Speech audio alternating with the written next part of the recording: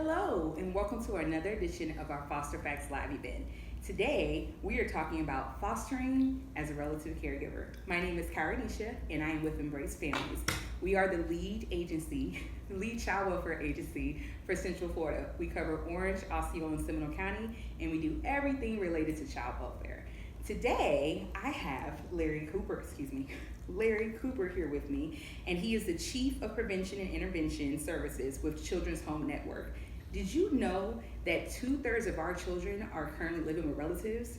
2/3. So Larry here is going to tell us a little bit more about his role in this situation, and tell us about that. Great. Well, thanks for having me. It's so exciting to talk about this topic. It's September. We just celebrated Grandparents' Day. Yay. So it's a great time to talk about relative caregivers. So my role with the Children's Home Network, I've been running our kinship program for close to 20 years.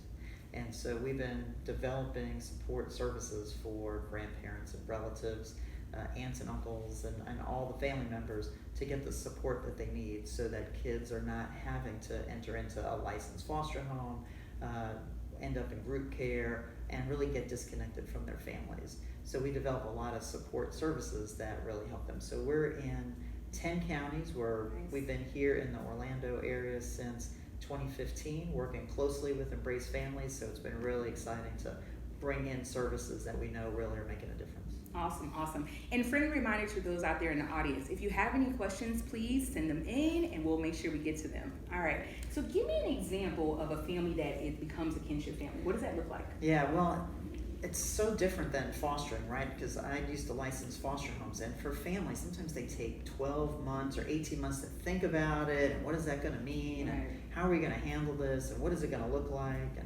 But for a relative, sometimes this is like at a moment's notice, right? They get a call in the middle of the night. A child protective investigator says, I have your grandbabies. If you're not able to take them tonight, they're going to end up in foster care. And so, one recent example was these grandparents. They had just retired. They had saved up their whole life for this retirement trip that they were going to take to go to Europe. They had their bags packed, ready to go. Oh my gosh. And so they get this phone call in the middle of the night. Sheriff calls and says, I have your grandchildren. Are you available? I'm going to bring them over because mom was just pulled over. She was basically almost passed out at the wheel with the children in the car. She had narcotics with her, and we have to do something. So because she was going to go to jail. And so the sheriff shows up at the grandparents' house with a 1, 3, and a 5-year-old. Babies, right? Mm-hmm. So, and this was like a Sunday afternoon, and they were getting ready to leave for this trip. And so they put down their bags, and then they had to figure out what to do. They didn't have car seats, not a crib, not a diaper, right? And so they had to figure out, what are we going to do here? And scramble around. So luckily, they got connected to kinship services, support for that relative that linked them up to all those basic needs almost immediately to get those things in place. But they were so overwhelmed just in that first 24 to 48 hours. What are we going to do? Because it's not just the babies, right? It's mom. We didn't know things were so bad with mom, right, that the police are involved. What are we going to do to help her? And then at the same time, we got to take care of these babies. Is it going to be short term? They think it's going to be, she'll get her act together. She'll get the kids back in a few weeks or a month. We hope. We hope, right? Yeah. But the reality is, right, that if they end up in the child welfare system, they're going to be with us a while. Yeah.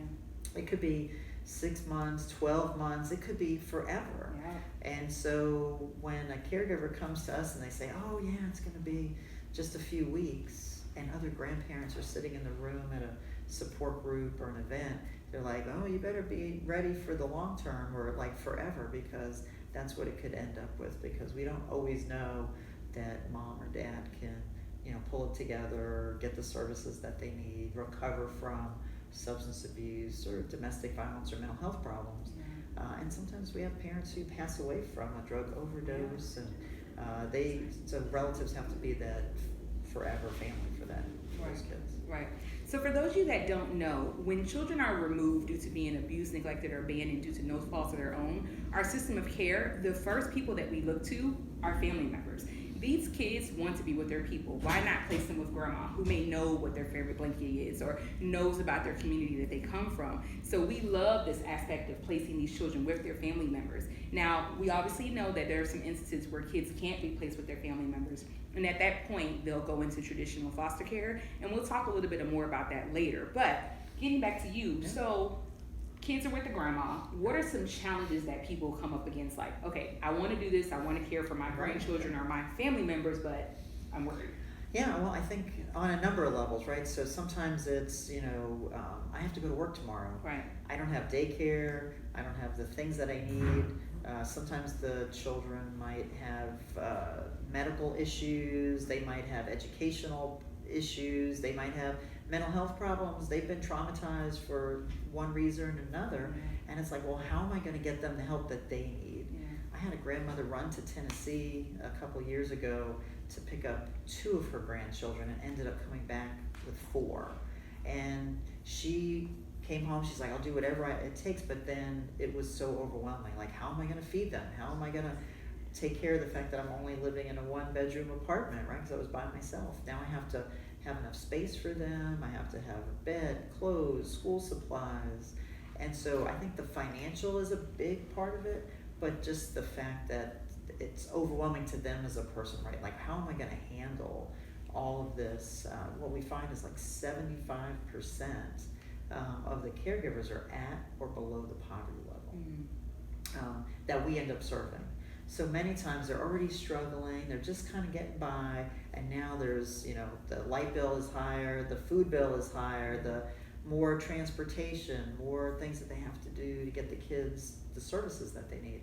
And so being able to afford those things and get them to where they need to be, and then just the emotional support that they need as a caregiver, because sometimes the rest of the family doesn't approve. Sometimes they're angry with the mother or the father for not taking good care of their own children. And so it's a real challenge for them to, like, how do I navigate all these relationships that are out there? And sometimes they feel isolated and alone, and then they don't always tell their friends that, oh, my daughter is struggling with drugs and has all these problems. They don't tell anybody. They don't share it at work with their coworkers, and so they get isolated and depressed. I think even all types of caregivers kind of go through the same things. People who are taking care of their elderly family members kind of can get isolated and overwhelmed with just that caregiving duty, and so that's where we really want to step in to help as early as we can. Nice. So how do you all help? What type of supports do you give these families to ensure that these kids are staying with them and they're able to love on them while their parents are getting things together, so hopefully they can be reunified with their children? Right. So as soon as that sheriff has that call and goes out and makes that determination that the kids are not safe, they're, as you said, immediately calling that relative, anybody who's available, that they can come to the scene and be, a safe person for those children. So as soon as that happens, we're being notified within 24 to 48 hours that, hey, there's been a new placement of children with their relatives, and they're going to need your assistance. So it's quick. Oh my gosh. So as soon as we get that communication, we're reaching out to the family by phone. If we can't reach them, we're driving out to the home and knocking on the door to bring them a welcome packet and say, hey, look, we know that this just happened. How can we help you? Because we know that first 30 days is really critical. So we sit down with them and we'll go over, what is it that you need? Do you have bedding for the kids? Do you have clothes for them? Are the basic needs being met? So we'll bring hygiene supplies. We'll bring food. We'll bring, basic supplies that they need, bedding, beds. We'll purchase beds if that's a need, right? Because we have babies that need to be in a crib or in a safe sleeping environment. Some of these grandparents will get a child right from the hospital, right after being born, and grandma didn't know. Mom didn't tell anybody she was pregnant. Ooh, starting over. And here they are starting over with midnight feedings and diaper changes and temper tantrums and all those kinds of things. So we get in there immediately to kind of evaluate with the family, like, what is it that you need? And sometimes they don't even know right away. So we're helping them get the child care. We're helping them get some medical insurance in place. We're telling them where all of the resources are going to be. how do we get the kid enrolled in school tomorrow? Yeah. You know, because they show up at the school and they don't have a document that says that they have custody. The school's like, well, you can't enroll, you need to have custody or a court document. And so we know how to help families navigate school, educational needs, the mental health issues of the child. And then immediately we're inviting them to a support group so they can meet other grandparents who have been going through this. We were talking earlier about the fact that we hire grandparents on our team. So we have people who've been through this. They've done it. They've done it. Yeah. They've walked the walk. One of the young ladies that works for me, she's an aunt. She has 3 of her own kids. She was at her church and met another caregiver who was just trying to figure out what to do because she was raising her grandchild. She says, stop, I will help you apply for assistance, direct you to where to go. I said, I need to hire you. You're already doing it and not getting paid. I'm going to hire you and get paid. And you're doing amazing things. So she actually her and her husband adopted their 3 nieces. Wow. So they had 3 of their own and then adopted 3 just recently. So now they're a household of 6. Wow. Right? So you go from your own and you're thinking, oh, the kids are doing great. And the next thing you know, you have to redirect where all your resources are, right? I got to get kids to activities. I got to figure out what they need in school. I need to talk to teachers. I need to do all these things and then still navigate the birth parent, right? The parents are trying to figure out, how do I get my babies back? What do I need to do to get the help that I need? So we help those grandparents and relatives kind of figure out, how do we co-parent with the parents? How do we navigate those relationships? How do we support them? And so it's exciting when you see the families getting that support that they need and the kids are thriving and doing well in school, and the grandmother's saying, oh my gosh, when he went to school he was struggling so much, and all this help, we got tutoring, we got extracurriculars in place. They knew they were going to have food on the table when they got home. They knew there was a hug waiting for them when they got home from school, right? And so they just are so, able to thrive so much more because they know there's a safe, stable family member they know and trust and been at every birthday party and family event, go to church in the same area and live close by. And so I think it really reduces the trauma for kids when we can place them with a relative, and then just support the relative, love on those relatives, give them what they need, and they'll do great. Absolutely. Because I think it's an important part that we play. Our job, as we were talking about, is just getting kids with their families. That's where they belong and that's where they should be. For sure. So when these kids are removed for whatever reason, right, we want to make sure that whatever placement they go to, whether it's a relative or a non-relative or someone who's loving on them, a foster parent, we don't want them to have to hop from place to place to place. So we want to support them in every way possible. So it's so important and vital that we are putting them in those support groups. We're linking them up to people who have done exactly what they've done. There's nothing more important than when you're struggling with something and your regular friends who aren't experiencing it don't know what you're talking about, or like, oh, that's no big deal, and you're like, oh, but it is. And you can call your support person. They say, I get it, it's okay, you're gonna be okay. It means the world to people, and it keeps them moving forward to make sure these kids are gonna get where they need to be, and we love that. So that is so awesome. So can you tell me a little bit more? So we talk about kinship care. Does that mean that people who are like connected to a child, or do they fall into that category as well? Like, let's say it was a teacher.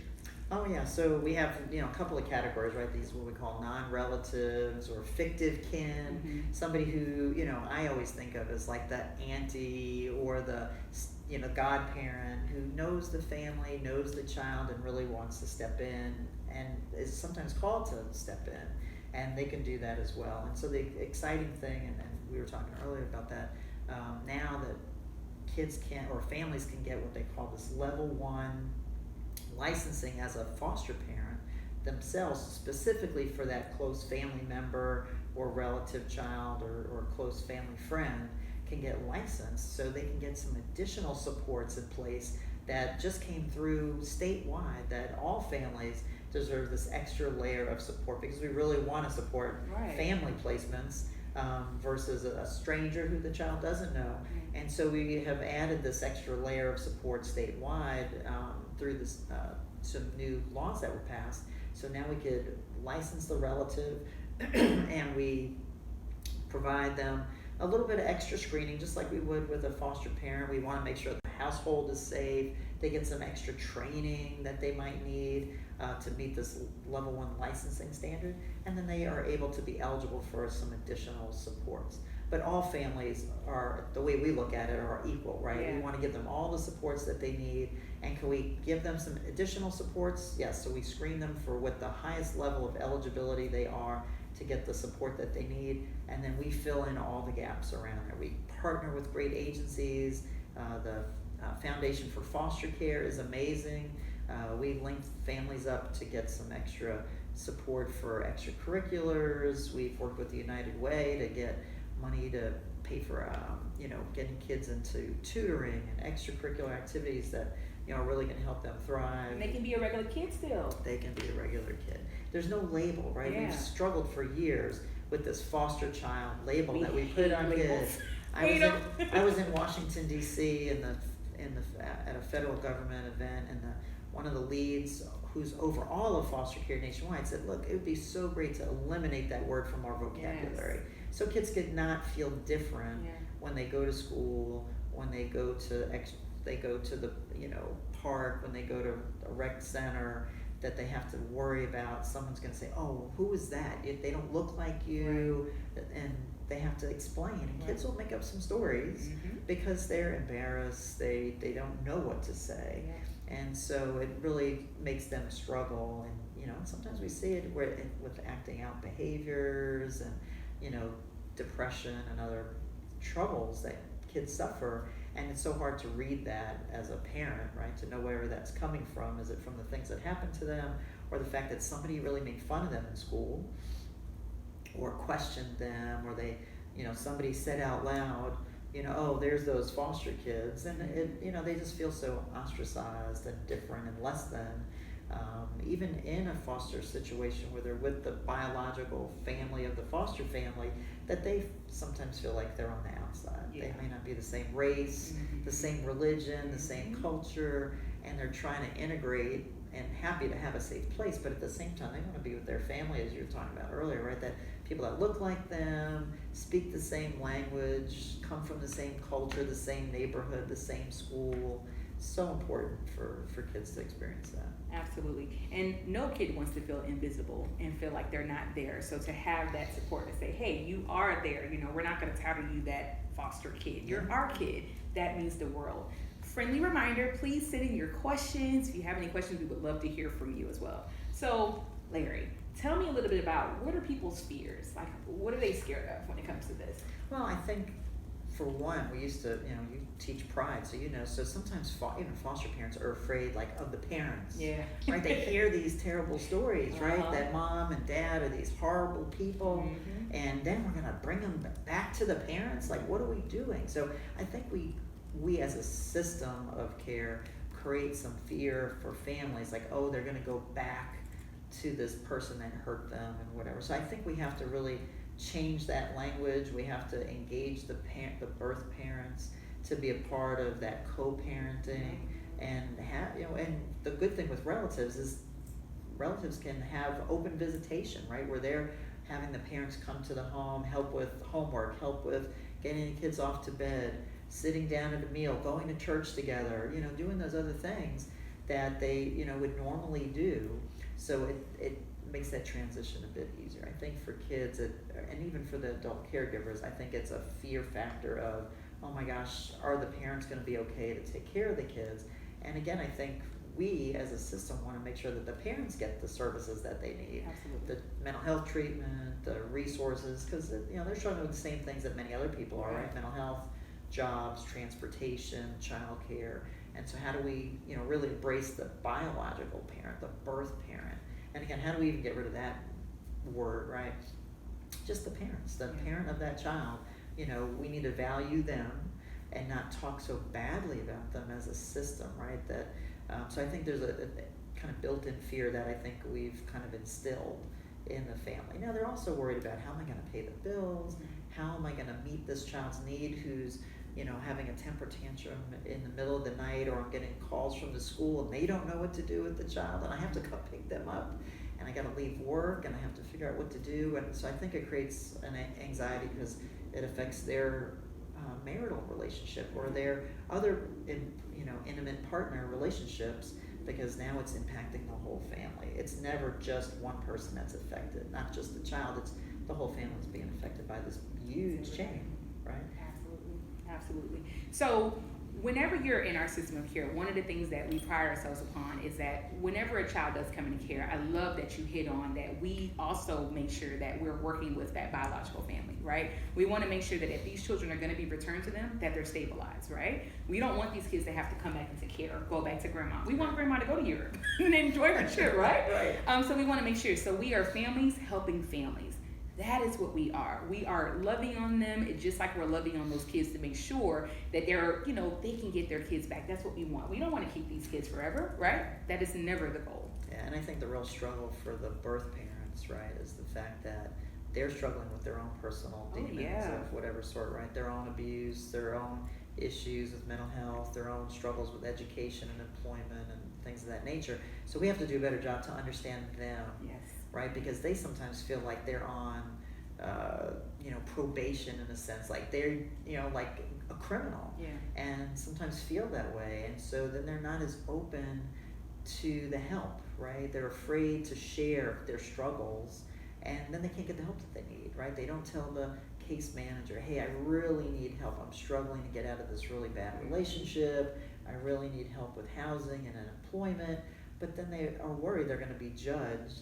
And they're going to get yanked in front of a judge, and the judge is going to say, oh, you were a bad parent, and we're going to terminate your parental rights. And so parents sometimes aren't as open as they probably could be if we were more welcoming to them. And so that is across the whole system, right? From judges to case managers to guardian ad litems and to foster parents to relative caregivers. How do we really make sure that we're embracing the whole family, right? If you really use the full meaning of the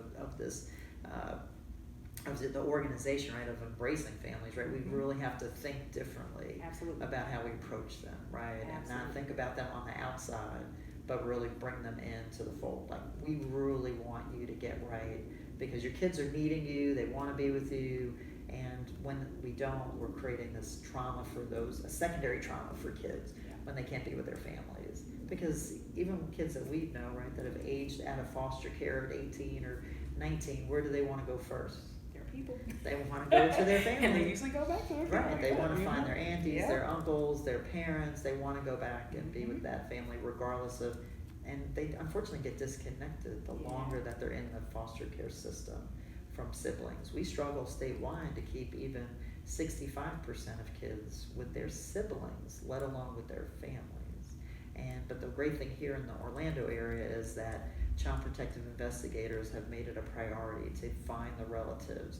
Embrace Families and Children's Home Network have prioritized relatives in a way that's unprecedented here in Florida. I mean, for every child that's removed, close to 75% of them are going to a relative.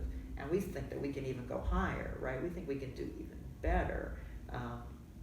Now that everybody really understands how do we help these families better, and I think we've done that and shown that it can be done, and so it's really exciting for us to, and hopefully folks in the audience really can kind of get a sense of that foster parenting can be temporary to support that family, and that there's always going to be a need. At the Children's Home Network, we have a residential group home in Tampa that's been around for decades. And one of my long-term goals would be, it would be great to just shut that down, and repurpose that for something different. Right. But I think we have the pathway now to do it, right? If we really are committed to supporting families in the way that we believe that's possible now, right? We've created this opportunity, and that the state is starting to see that. Embrace is starting to demonstrate it. The federal government has changed some laws in order to support efforts, and so I think we're at a really good place. All the stars are aligning right now, and I think if we do it right, I think we could really be at that point where we can eliminate the need for kids to have to be in foster homes, group homes for any extended period of time. So it's really exciting.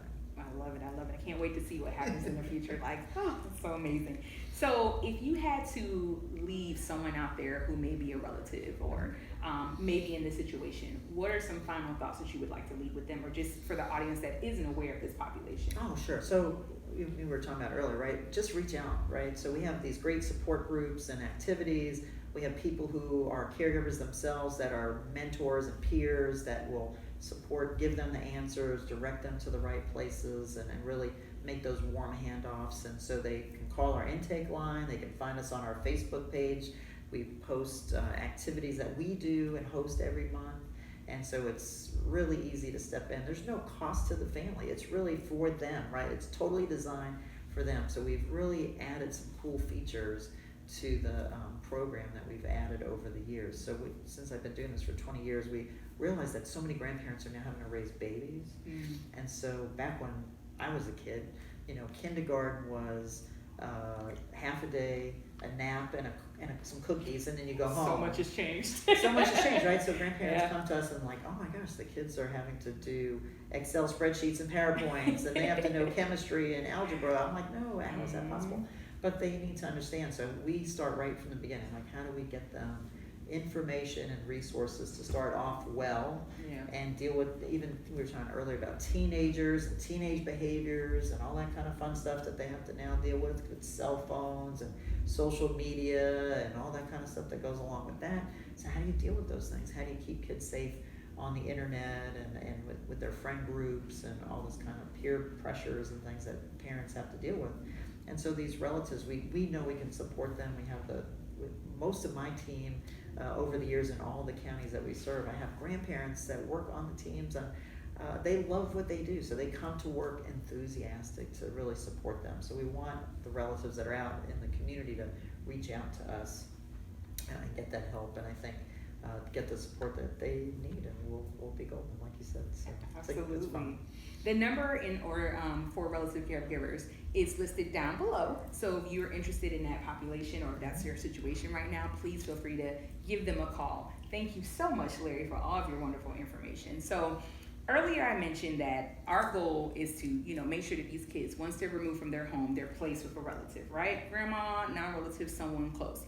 But if that's not available and we can't find a family member, then that child will become a foster child, and they will come into our system of care in our traditional foster care, hopefully, right? So for those of you out there that are like, oh wow, this is great, but does foster care, is that even still needed? Absolutely. Right now we have so many kids that need a foster home. And when I say foster home, you can be single, married, widowed, gay, straight, blue, yellow, purple. You can live in a big house, you can live in a small house, you can love Disney, you can love not Disney. Whatever your situation is, we need you. We need families that are gonna love on our teens, who are so awesome, by the way. They are amazing. Who will love on our sibling groups of 2 or more, who will love on our children who have disabilities. If you're willing to open up your home to a child who may or may not look like you, because you're not their family, right? You're someone who doesn't know them, but you're someone that's gonna help them not get over their situation, but get through it. If you're one of those people, please contact us. We truly, truly need you. Feel free to give us a call at 866-90-CHILD, or you can check out our website at embracefamilies.org. Both of the numbers, whether you're interested in the relative caregiver program or being a traditional foster family, are listed down below. We are so happy that you took the time out of your day to watch us. We hope that you share. Feel free to send any other questions if you may have them, and we look forward to seeing you next time. Thank you, Larry, again. Thank you. My name is Karanisha. See you next time. Bye.